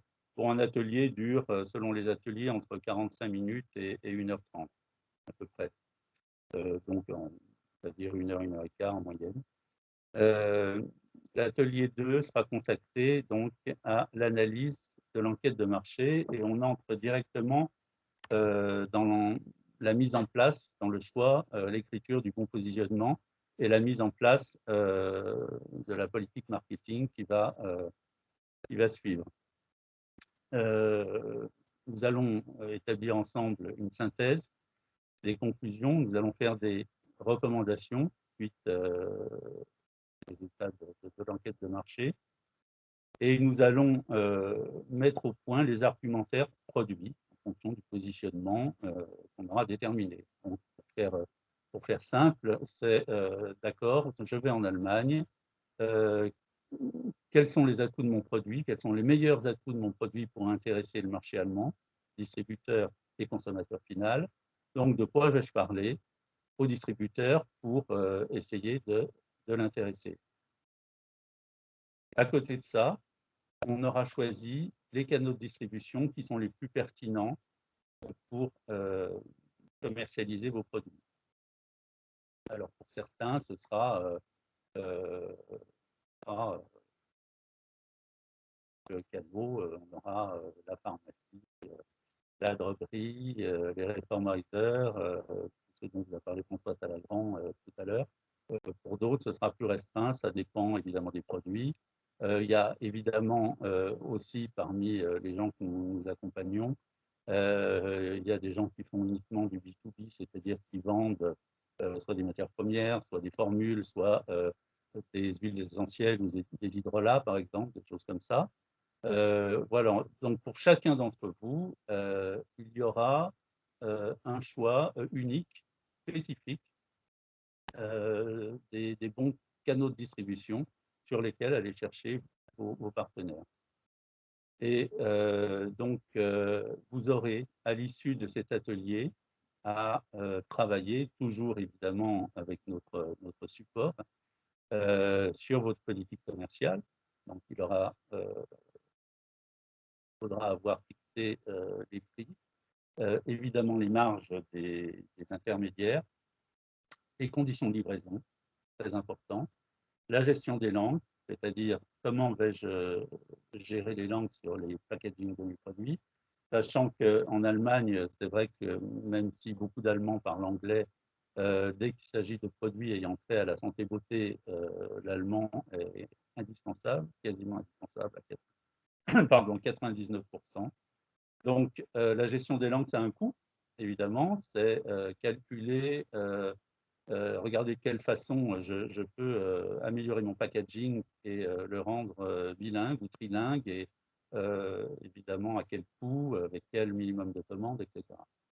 C'est fixer évidemment les conditions de paiement, et puis, si possible, le budget communication. Bon, là aussi, on va vous aider sur tout ça, vous donner les outils pour mettre tout ça en place. La finalité de cet atelier, encore une fois, comme l'a très bien résumé Vincent Bascoul, c'est de partir au fond le plus armé possible, parce que réussir à l'export, c'est avant tout une très bonne préparation. Si vous avez un produit qui est bien positionné, si vous avez choisi les bons réseaux de distribution, si toute l'infrastructure est en place de votre côté et que vous sélectionnez les bons distributeurs, il n'y a aucune raison d'échouer. Le troisième atelier, il validera donc votre travail, donc la stratégie de la politique commerciale et des prix, l'étude des frais liés à l'export, tout le monde comprend, hein, ça concerne effectivement le franco, pas franco, etc. La stratégie de gestion des langues, on en a parlé, la détermination des marges des intervenants, l'intégration du budget communication et la validation de la grille tarifaire. Ensuite, on aura un atelier communication qui va être, à l'issue de toute cette phase de préparation, la rédaction du premier support de communication dans la langue du pays, donc pour ce qui nous intéresse en allemand, qui sera en fait le premier message, la première prise de contact que vous allez avoir avec les distributeurs. Alors moi, évidemment, en tant que publicitaire, je suis excessivement regardant sur l'efficacité et la pertinence du positionnement et du message, du premier message qu'on va adresser, parce que la première impression, elle est très importante et on n'a pas toujours droit à une seconde chance. Donc ce travail préalable, il est très important pour arriver simplement à faire le bon support de présentation qui va être pas simplement un mail, dans 90% des cas, dans lequel on présentera votre produit, photos, images, peut-être autre chose, on verra, et avec les bons arguments. Donc, réception du support de présentation, donc validation. Début août, après validation du support de présentation, on va s'attaquer à la qualification des distributeurs qu'on va aller chercher sur les réseaux de distribution qu'on aura qualifiés à l'atelier 3. Donc, ces réseaux de distribution étant connus, on va effectivement apporter, alors, on va chercher, on a nous évidemment déjà des réseaux de distributeurs, etc. Donc, certains seront peut-être intéressés, on ira en chercher d'autres. On va chercher les meilleurs partenaires potentiels. On pourra faire des prérequis ensemble sur leur profil, c'est-à-dire savoir ce que vous attendez d'un distributeur. Par exemple, est-ce que vous attendez d'un distributeur qui s'implique beaucoup en termes de marketing, de communication dans le pays? Est-ce que vous voulez garder la main parce que vous n'avez rien délégué de votre image? Vous voyez, ce sont des petits détails auxquels on ne pense pas au début, mais qui, après 1 an, 2 ans, 3 ans de partenariat, peuvent poser problème. Donc, toutes ces choses-là, on va les aborder avec précision et on établira un profil ensemble, un profil de distributeur qualifiable, acceptable, optimal, et on ira chercher ces distributeurs. Donc, on passe voilà, à la fin août, début septembre. On peut, non, c'est pas grave, on va rester sur cette diapo. On aura établi le fichier des distributeurs potentiels auxquels on va s'adresser. Alors, l'atelier 6, début octobre, il va consister, alors ce sera de la communication pure, hein, il va consister à s'attarder un peu sur les particularismes, les codes, notamment, pour utiliser un mot à la mode, les éléments de langage. En gros, ça veut dire, bon voilà, je discute avec un Allemand, quelles sont les particularités culturelles à savoir en termes de négociation, de discussion, etc. etc. C'est toujours très important, effectivement. C'est ce qui va faire la différence entre vous et les autres. Entre les autres et vous, François Talagrand disait tout à l'heure qu'il vaut mieux parler allemand pour exporter en Allemagne. Alors, c'est vrai que bon, on se débrouillera toujours en parlant anglais, parce que quasiment tous les Allemands parlent anglais, beaucoup mieux que nous d'ailleurs. Néanmoins, il a raison, plus on descend dans la hiérarchie des entreprises, moins les gens possèdent l'anglais. Et il faut savoir qu'avoir un interlocuteur qui parle la langue du pays, c'est un énorme plus. C'est un énorme plus parce que ça crée tout de suite une communication beaucoup plus étroite. En Allemagne, c'est un gros plus. Indubitablement, ça l'est encore aujourd'hui. De la même façon, connaître, ne pas faire d'impair, c'est-à-dire ne pas se comporter avec un distributeur allemand. Vincent Bascoul a aussi évoqué ce trait, comment on se comporte avec un distributeur italien, sans aucun jugement de valeur, ce sont simplement des cultures différentes. C'est aussi très important. Donc, on va vous apprendre, quels sont les codes à respecter, quelles sont les différences entre nos deux cultures, nos deux façons de communiquer, de négocier un contrat, de parler d'un contrat, etc. etc. On fera ça pour la communication orale, on fera également ça pour la communication écrite, et puis on parlera d'échantillonnage. L'échantillonnage qui est un sujet qui peut arriver très vite, c'est-à-dire dès les premiers envois de mails, par exemple, on peut vous demander immédiatement la liste des prix et des échantillons. Il faut donc être prêt, sachant que là aussi, il y a tous les cas de figure. Il y a des entreprises qui n'ont pas encore les échantillons en allemand parce que c'est compliqué. Toujours des moyens de s'arranger autrement. fait des fichiers numériques, on envoie le produit en français, mais on envoie un fichier numérique du packaging du produit en allemand, enfin, vous voyez, on se débrouille. Mais tout ça, c'est important, tout ça doit être cadré. Donc, le 15 octobre, concrètement, on prend les premiers rendez-vous avec les distributeurs. C'est la pleine exploitation du fichier et on est parti pour une période jusqu'à la fin du programme où vous allez travailler avec nous, les distributeurs qualifiés, pour, dans la finalité évidemment, de prendre votre première commande, de signer votre premier contrat de partenariat. Il y aura 4 rendez-vous de suivi. Donc, on peut passer au... Voilà, alors on n'a pas mis les dates. Les dates seront à déterminer et ces rendez-vous de suivi auront lieu en novembre et en décembre. Là encore, ils seront là pour vous épauler, remettre les outils sur le métier tant qu'il le faudra. Ne soyez pas inquiets. Adoc et Homer seront présents tout au long du programme, à tout instant, pour vous accompagner dans cette démarche qui est une belle aventure. Et encore une fois, si vous êtes bien préparé, il n'y a pas de raison d'échouer. Voilà, moi je pense que j'en ai fini avec le programme. Nathalie? Merci beaucoup. Est-ce qu'il y a, alors j'ai pas de questions qui se sont affichées, mais est-ce qu'il y a certaines entreprises qui auraient des précisions à demander? Est-ce que c'est clair sur le programme?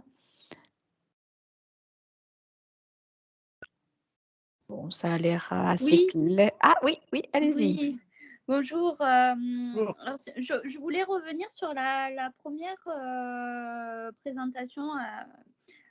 C'est-à-dire qu'on a beaucoup parlé de droguerie, de pharmacie, de produits de santé. Je ne vous ai pas entendu au début, excusez-moi. Ah, on a beaucoup parlé de produits, de distributeurs type Oui. droguerie, sauf que vous n'avez pas abordé les autres. Est-ce que, en fait, ma question c'est est-ce qu'il y a des parfumeries, des instituts de beauté dans ce type dans ces pays? Je pense que oui, mais est-ce que c'est... Oui, vous avez raison, on n'a pas abordé les parfumeries et les instituts de beauté, ni même les salons de coiffure, mais ça fait partie effectivement des centres de profit auxquels on s'intéresse aussi. Alors, il y a tout ça.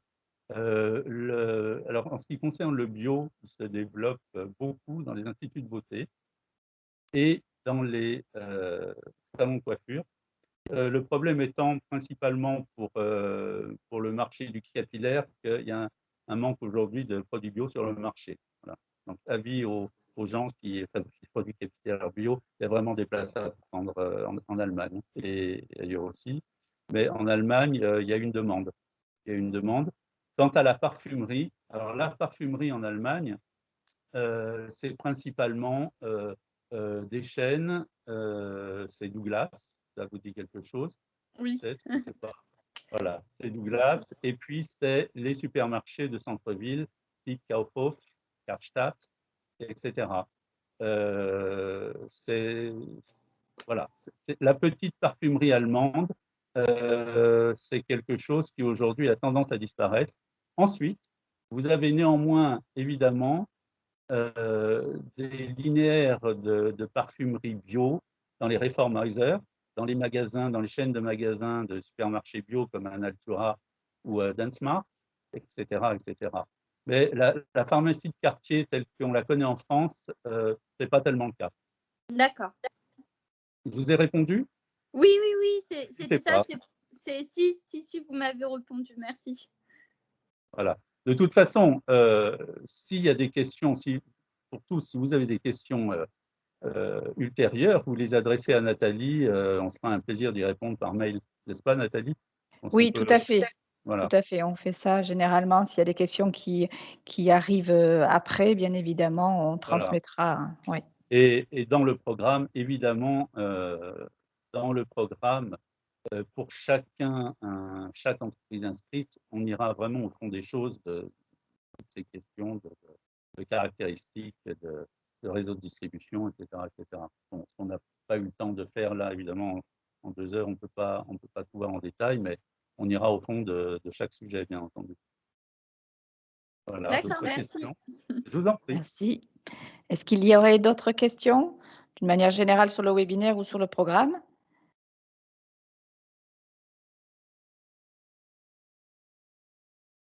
Pour le moment, donc, Non? pas d'autres questions pour le moment. Bah, écoutez, merci Monsieur Vernet pour cette présentation donc, du programme qui est présenté donc sur ces pays. De toute façon, donc, pour vous rappeler que ce programme quand même est destiné à 8 entreprises. Donc, nous avons fixé 8 entreprises. Donc, ce qui veut dire qu'il va falloir faire vite de votre côté si vous voulez vous positionner sur ce programme.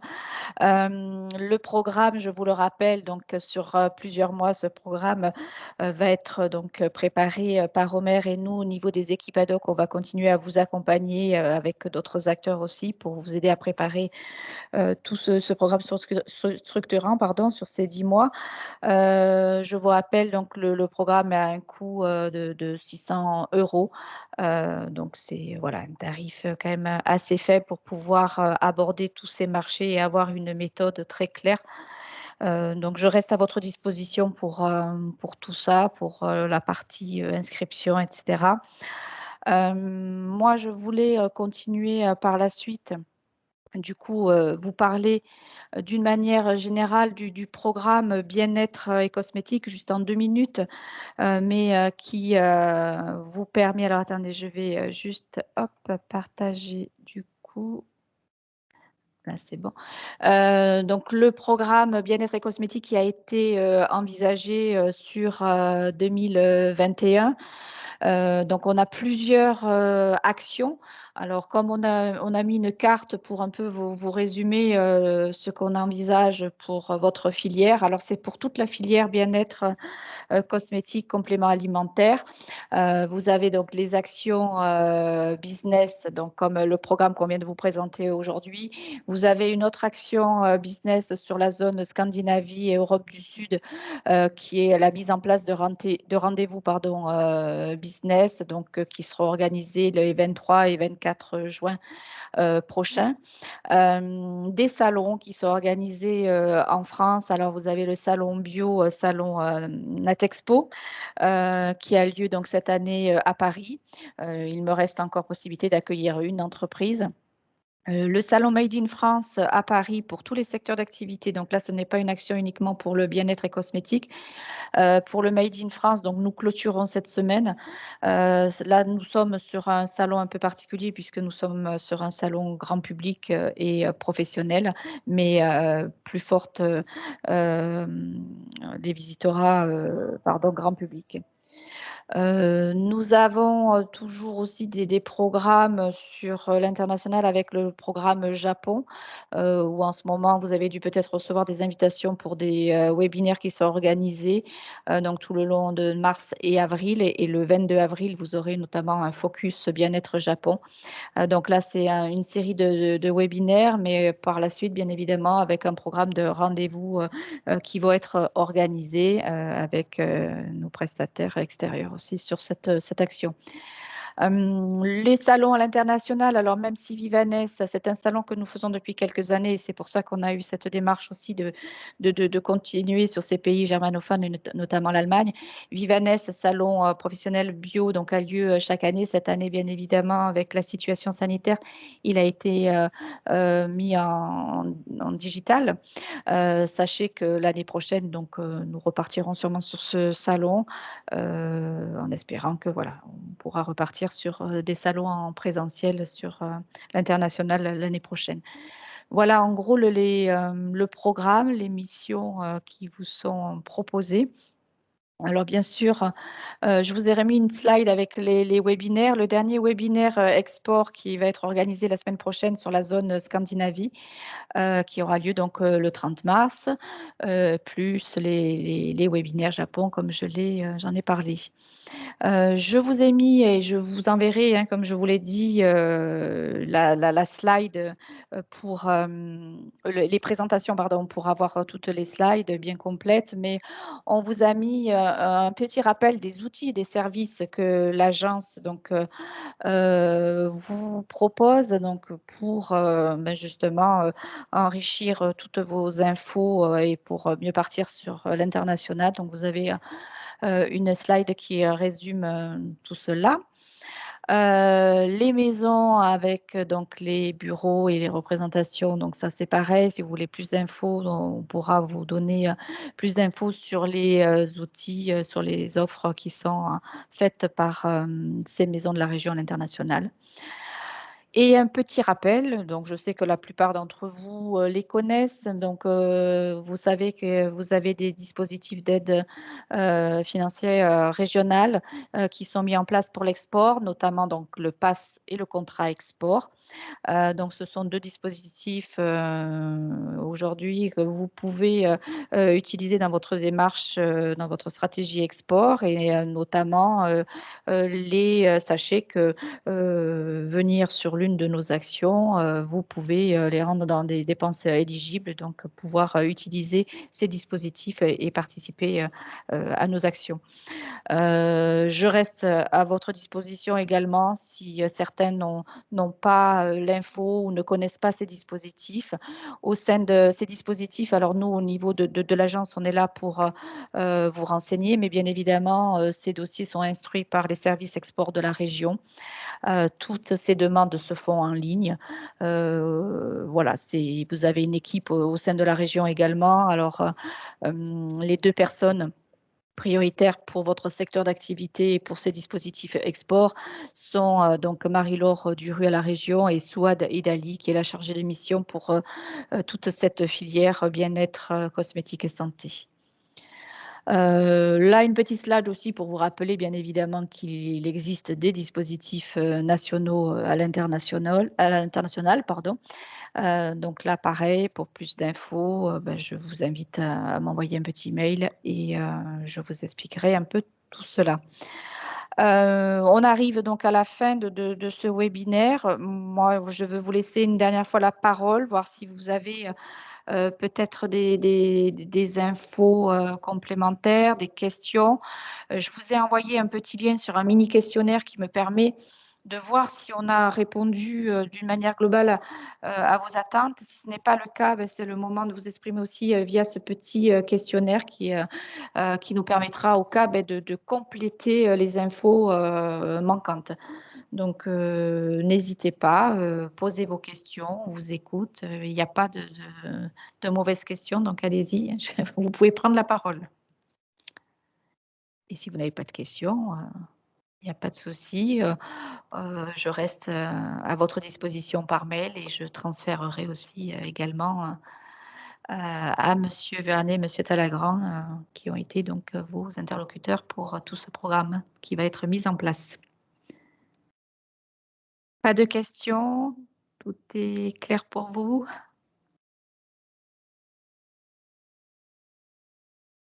Bon, écoutez, s'il n'y a pas de questions, moi je vous dis merci. Merci à Catherine Arizo pour les dernières informations sur l'Allemagne. Merci. Merci, Monsieur Talagrand, Monsieur Vernet, qui vont travailler au cours des mois. Merci à vous tous. Et puis, je dis à très bientôt aux entreprises. En tous les cas, pour celles qui se seraient déjà, puisqu'il y en a certaines qui se sont déjà inscrites, on va donc commencer par envoyer ce questionnaire d'analyse et on va commencer donc à travailler avec vous. Et aux prochaines, écoutez, vous pouvez venir vous inscrire. Merci à vous tous. À très bientôt. À bientôt. Au revoir. Merci. Au revoir. Au revoir. Au revoir.